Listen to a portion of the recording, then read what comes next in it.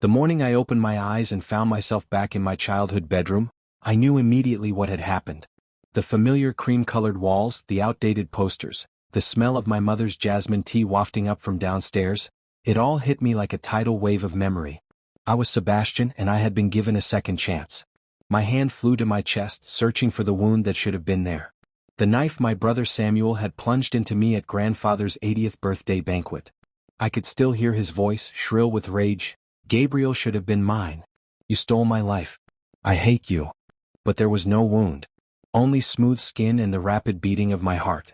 I stumbled to the mirror, and there I was, 22 years old again, my face unmarred by the stress and quiet desperation that had characterized my marriage to Gabriel. Today was the day. The day Samuel and I were supposed to draw lots to determine our fates. My phone buzzed on the nightstand. A text from Samuel, "Can't wait for today. Hope I get Gabriel." One sounds so boring. A bitter laugh escaped my lips.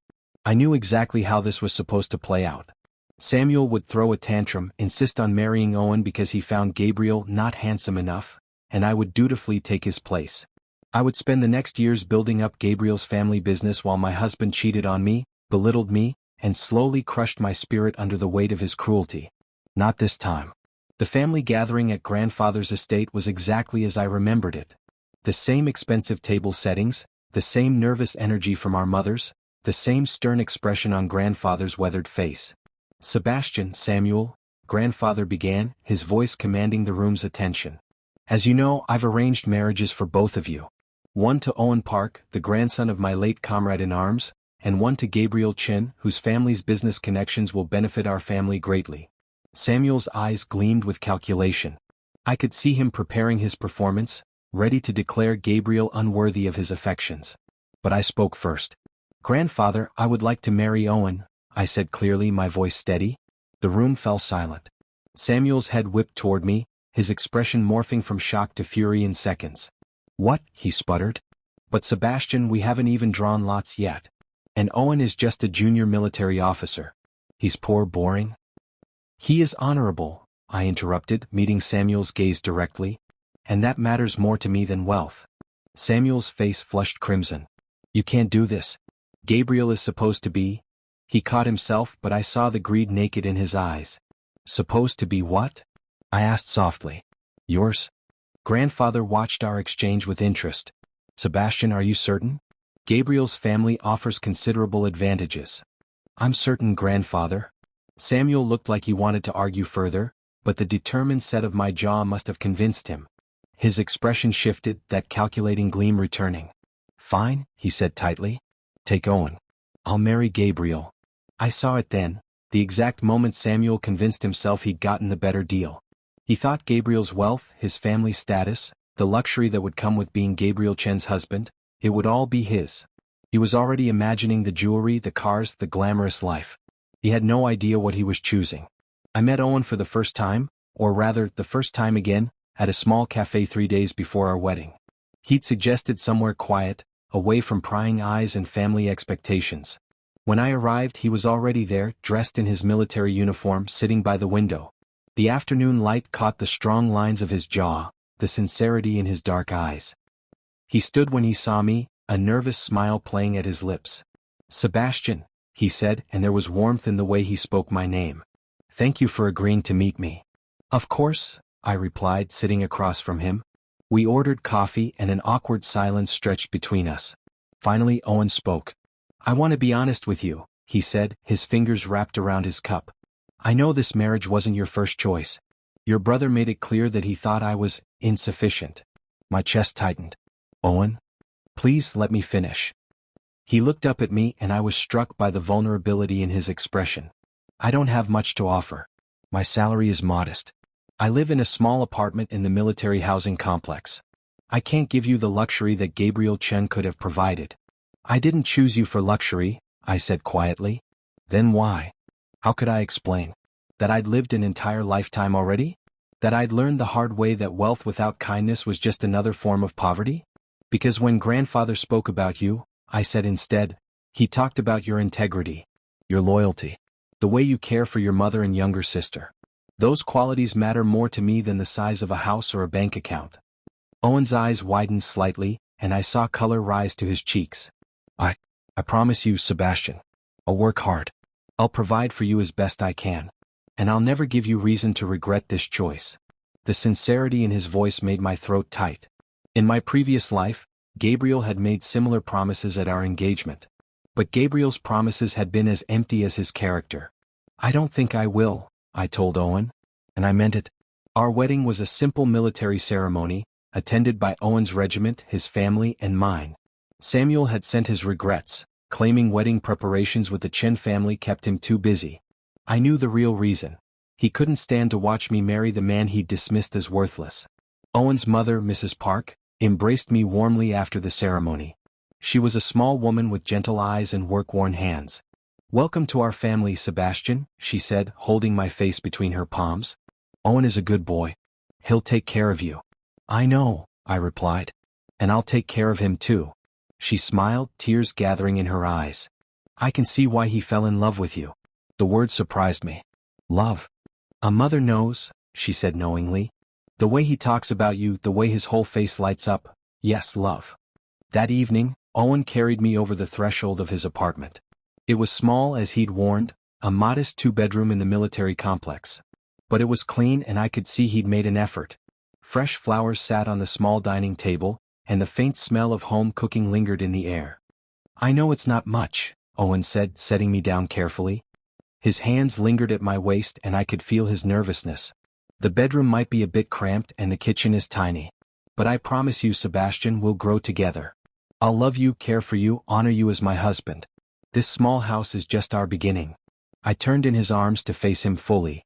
In the dim light of the apartment, his expression was so earnest, so genuine, that something in my chest cracked open. In my previous life, Gabriel had been cold on our wedding night. He'd performed his duties mechanically, then turned away from me, already texting someone else on his phone. "Owen," I said softly, reaching up to touch his face. "I don't need a bigger house to be happy. I just need you to be you." His eyes searched mine. "Sebastian." And then we were kissing. His lips were soft, tentative at first, asking permission with every touch. I responded eagerly, threading my fingers through his hair, pulling him closer. The kiss deepened, grew heated, and I felt his hands tighten on my waist. "Are you sure?" he whispered against my mouth. "I'm sure." Owen lifted me again, carrying me to the bedroom. He laid me down on the bed with such care, such reverence, that I felt tears prick at my eyes. This was what I'd been missing. This tenderness, this genuine desire not just for my body but for my happiness. "Tell me if you want to stop," Owen murmured, his fingers working at the buttons of my shirt. "Tell me if anything doesn't feel right." "Don't stop," I breathed. "You didn't?" Owen's touches were exploratory, worshipful. He took his time learning my body, finding what made me gasp and arch into his touch. When he finally entered me, it was with such care and constant check-ins. "Is this okay? Does this hurt? Tell me what you need," that I felt completely safe, completely cherished. We moved together slowly at first, building a rhythm that felt natural, inevitable. His forehead pressed against mine, our breaths mingling, and I thought, this is what making love is supposed to feel like. "Sebastian," he groaned my name like a prayer as he thrust deeper. "God, you feel amazing." I wrapped my legs around his waist, pulling him closer, urging him on. The pleasure built between us, wave after wave, until I shattered in his arms with a cry. Owen followed moments later, burying his face in my neck as he found his release. Afterward we lay tangled together, sweaty and satisfied. Owen pressed gentle kisses to my shoulder, my neck, my jaw. "I love you," he whispered into my skin. "I think I've loved you since the moment I saw your photo." My eyes burned with unshed tears. In 10 years with Gabriel, he'd never once told me he loved me. "I love you too," I whispered back, and I realized it was true. The months that followed were the happiest of either of my lives. Every morning I woke to the smell of coffee and breakfast. Owen, despite his demanding military schedule, always made time to cook for me. Simple things, eggs, toast, rice, but made with such care that every meal felt like love made edible. "You don't have to do this every day," I told him one morning, watching him flip pancakes at the stove. He glanced over his shoulder and grinned. "I want to. Besides, you're terrible in the kitchen." I laughed. It was true. In my previous life, I'd learned to cook out of necessity when Gabriel stopped coming home for dinner. But I'd never enjoyed it. "Lucky I have you then," I said, coming up behind him to wrap my arms around his waist. Owen hummed contentedly, leaning back into my embrace. Lucky we have each other. His mother visited often, and to my surprise, she doted on me shamelessly. She brought home-cooked meals, helped me organize our small apartment, and treated me with more maternal affection than my own mother ever had. You're too thin, she'd cluck, piling more food onto my plate. Owen, are you not feeding your husband properly? I try, Mom, Owen would protest with a laugh. He just doesn't eat enough. But under their combined attention, I did start eating more. I started smiling more. The tension I'd carried in my shoulders for years in my previous life slowly melted away. Meanwhile, I kept track of Samuel's situation through social media and family gossip. His wedding to Gabriel had been extravagant, a destination ceremony in Santorini, with coverage in all the society magazines. The photos showed Samuel dripping in designer clothes, jewels glittering at his throat and wrists, Gabriel's arm possessively around his waist. Samuel had called me once, early in his marriage, unable to resist gloating. Sebastian, you should see the ring Gabriel got me, he'd crowed. 3 carats. And we're moving into his family's estate. 8 bedrooms, Sebastian. How's that tiny military apartment treating you? It's cozy, I'd replied evenly. Owen and I are very happy. Samuel had said, skepticism dripping from his tone. Well, enjoy your little life. I'll send you photos from our honeymoon in Paris. He did send photos. Dozens of them. Samuel in front of the Eiffel Tower, wearing a coat that probably cost more than 3 months of Owen's salary. Samuel with shopping bags from Chanel, Hermes, Louis Vuitton. Samuel at Michelin-starred restaurants, drinking champagne that cost thousands per bottle. I looked at the photos and felt only pity. I recognized that manic gleam in Samuel's eyes, that desperate need to prove his happiness to the world. I'd worn the same expression in my previous life, trying to convince everyone and myself that my marriage to Gabriel was perfect. A year into our marriage, Owen came home with exciting news. I'm being considered for promotion, he said, barely able to contain his excitement. To captain. It comes with a significant pay increase and better housing allocation. Owen, that's wonderful. I threw my arms around him, genuinely thrilled. They're impressed with my performance reviews, he continued, holding me close.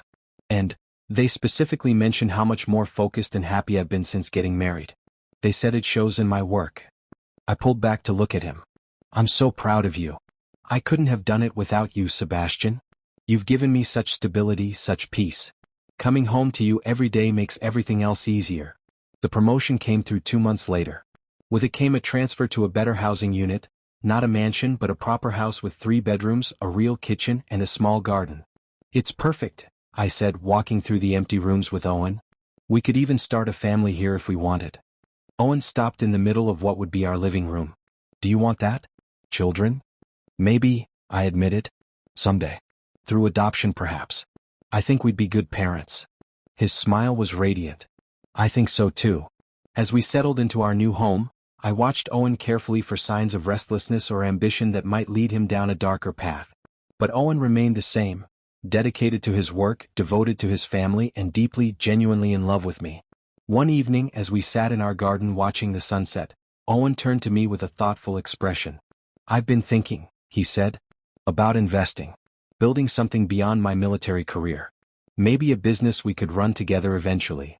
My heart skipped a beat. This was it, the opportunity I'd been waiting for. In my previous life, I'd taken Gabriel's family's struggling import business and transformed it into an empire. I'd spent countless hours analyzing markets, negotiating deals, making connections. Gabriel had taken all the credit while treating me like an accessory. But this time I could use that knowledge differently. What kind of business? I asked carefully. I'm not sure yet. I don't know much about business honestly, but I trust your judgment. You're so smart, Sebastian. The way you manage our household finances, the investments you've suggested, they've all paid off. I want us to build something together. Over the following weeks, I guided Owen through the basics of business planning. I shared insights about emerging markets, technological trends, opportunities one knew would pay off because I'd watched them succeed in my previous life. Tech logistics, I suggested one night, papers spread across our dining table. The e-commerce sector is about to explode. Companies will need sophisticated logistics solutions to manage inventory and delivery. If we can position ourselves as specialists in tech-based logistics systems. Owen listened intently, asking questions, taking notes. Unlike Gabriel, who dismissed my ideas until I could prove their value, Owen trusted me implicitly. "Let's do it," he said. "I'll take out a loan against my pension and we can start small. Will you help me? Be my partner in this." "Always," I promised. We named our company Phoenix Logistics. The symbolism wasn't lost on me, rising from the ashes of my previous life. 2 years after our wedding, Phoenix Logistics had exceeded our wildest expectations. My knowledge of future market trends, combined with Owen's work ethic and networking skills, proved to be an unstoppable combination. We moved into a proper mansion, not as ostentatious as the Chen family estate, but elegant and comfortable. Owen insisted on keeping a low profile about our success. "I don't need everyone knowing our business," he said. "Our happiness isn't for public consumption." I loved him more every day for his wisdom. Meanwhile, Samuel's social media presence had changed. The photos were still there, designer clothes, expensive jewelry, exotic vacations, but something was off. His smiles looked forced. The captions were overly enthusiastic, almost desperate. And then came the phone call. "Sebastian, we should catch up," Samuel said, his voice artificially bright. "Let's have tea. Just us brothers." I agreed, curious about what he wanted. We met at an upscale tea room in the city. Samuel arrived in designer everything, dripping in the kind of luxury he'd always craved. But I noticed things he probably thought he'd hidden. The expertly applied makeup that didn't quite cover the faint shadow of a bruise along his jawline, the way he flinched when the waiter approached too quickly, the tremor in his hands as he lifted his teacup. "So," Samuel said, his smile sharp, "how's life with your lowlife husband? Still living in that cramped military housing?" "Actually, Owen was promoted," I said casually. "We moved into a proper house over a year ago." Samuel's smile faltered. "Oh, well, that's nice. I'm sure it's nothing compared to the Chen estate. Gabriel just bought me a new car, you know. Fully custom interior." "That's wonderful," I said neutrally. "And we're renovating the West Wing. Gabriel says I can design it however I want. Money is no object." He said it like he was trying to convince himself. "How is Gabriel?" I asked, watching him carefully. "Perfect," Samuel said quickly. Too quickly. "He's absolutely perfect. So attentive, so generous. Everyone says we're the ideal couple." I remembered saying similar things in my previous life. Lying to everyone, lying to myself, while Gabriel systematically destroyed my self-worth. "That's good," I said quietly. "I'm glad you're happy, Samuel." His eyes narrowed. "I'm happy. Deliriously happy. Unlike you, stuck with someone so ordinary." I took a sip of my tea, considering my words. Owen isn't ordinary to me. He's kind, loyal, and he loves me genuinely. That's actually quite extraordinary. Samuel's perfectly made-up face twisted with something ugly, jealousy perhaps, or regret. "Well," he said, forcing brightness back into his tone, "we all settle for what we can get, don't we?" The tea ended shortly after, with Samuel making excuses about meeting Gabriel for dinner. As I watched him leave, I felt a complicated mix of emotions. Pity, certainly. Relief that I wasn't in his position anymore. But also a strange kind of sadness. Samuel had chosen this path so decisively, so greedily, and now he was living out the consequences. 3.5 years into our marriage, Phoenix Logistics was a dominant player in the tech logistics sector. Owen and I had diversified our investments, started a charitable foundation, and built a life that was both successful and meaningful. Owen never took our success for granted. Every morning he still brought me coffee in bed. Every evening we cooked dinner together in our spacious kitchen, talking about our days. And every night, we made love like we were still newlyweds, passionate, tender, completely devoted to each other's pleasure. "You're my good luck charm," Owen would whisper against my skin as we lay tangled together, sated and happy. "Everything good in my life started when you married me." "We built this together," I'd remind him. "We built it because of you," he'd insist, kissing me deeply. "Your mind, your insights, your support. Sebastian, you're extraordinary." The contrast to my previous life couldn't have been starker. Gabriel had never acknowledged my contributions.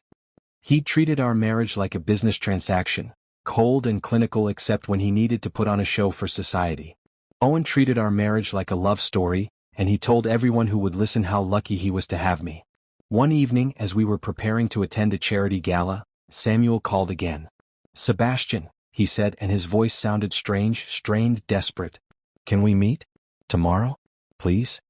"Of course," I said, concerned despite everything. "Is everything okay?" A long pause.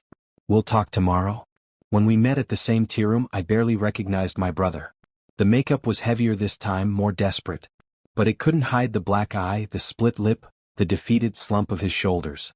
Samuel, I breathed, horrified despite knowing this was coming.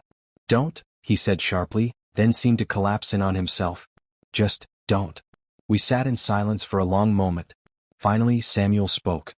He hits me, he said flatly. Gabriel. When he's drunk, when he's angry, when things don't go his way.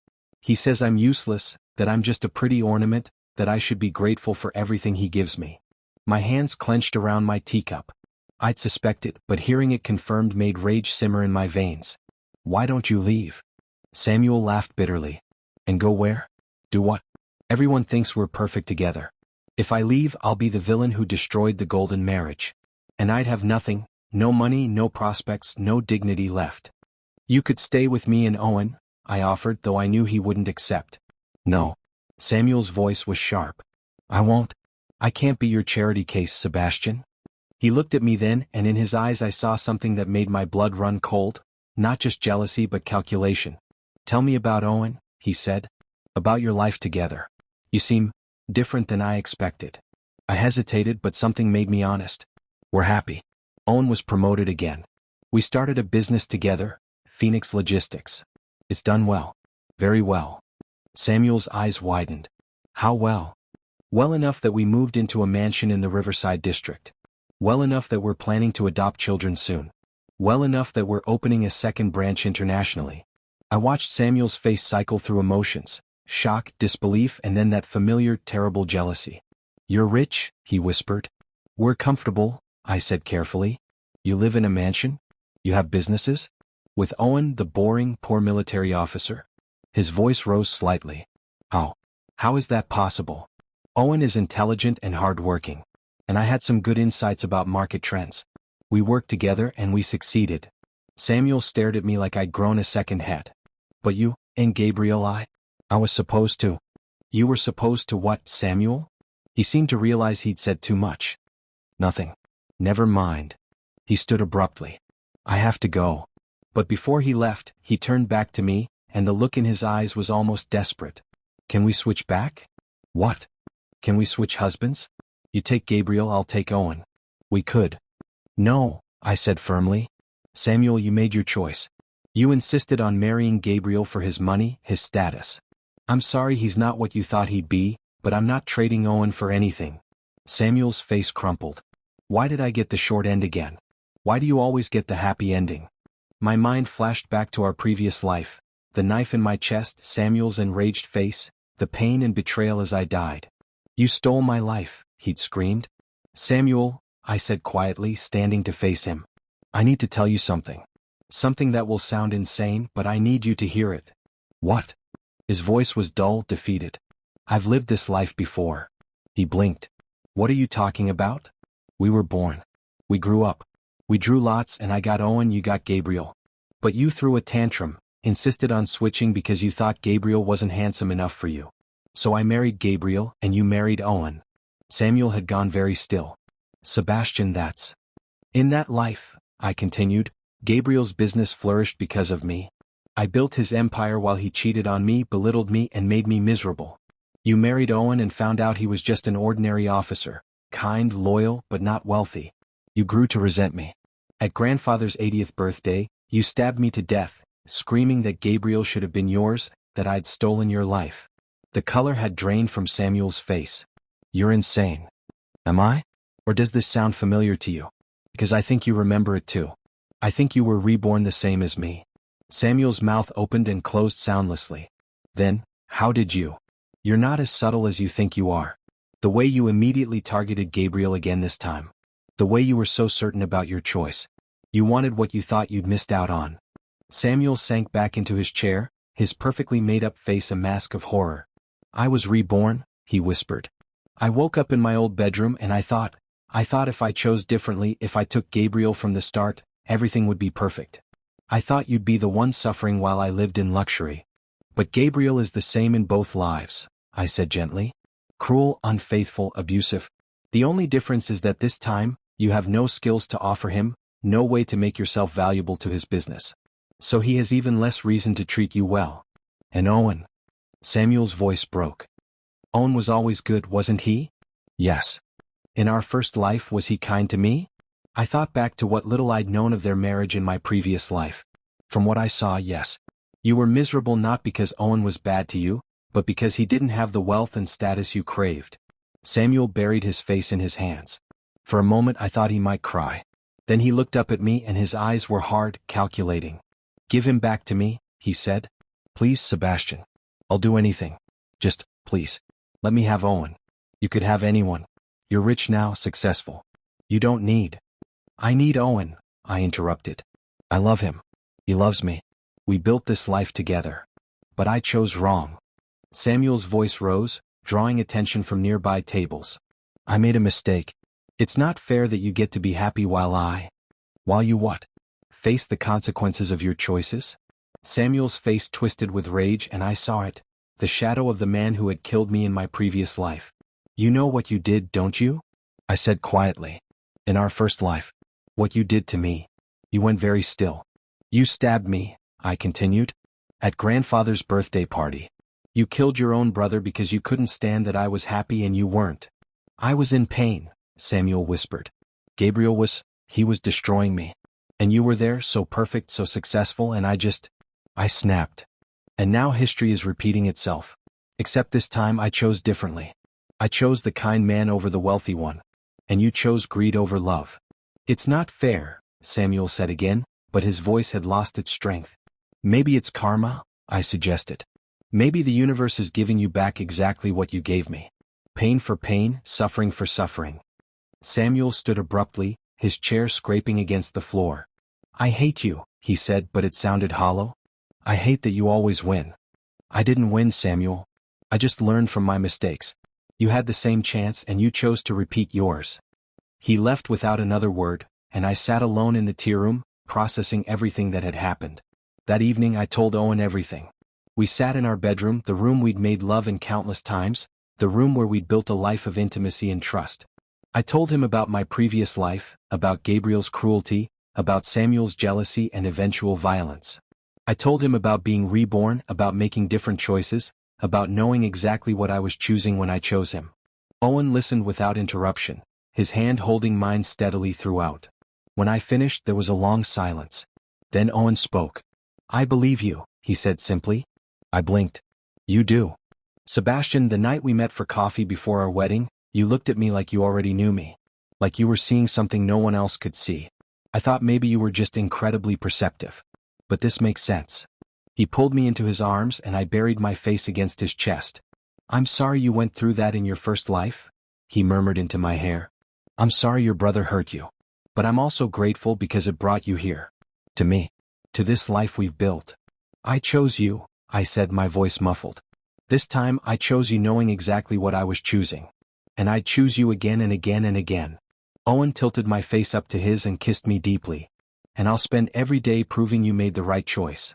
We made love that night with a new intensity, a new understanding. Every touch carried the weight of the knowledge that we could have lived entirely different lives, suffered entirely different fates. But we'd found each other and we'd built something beautiful together. 5 years into our marriage, Owen and I stood in the garden of our mansion, watching our adopted daughter play with Owen's younger sister. Little Maya was 3 years old, bright and happy and utterly loved. Phoenix Logistics had expanded internationally.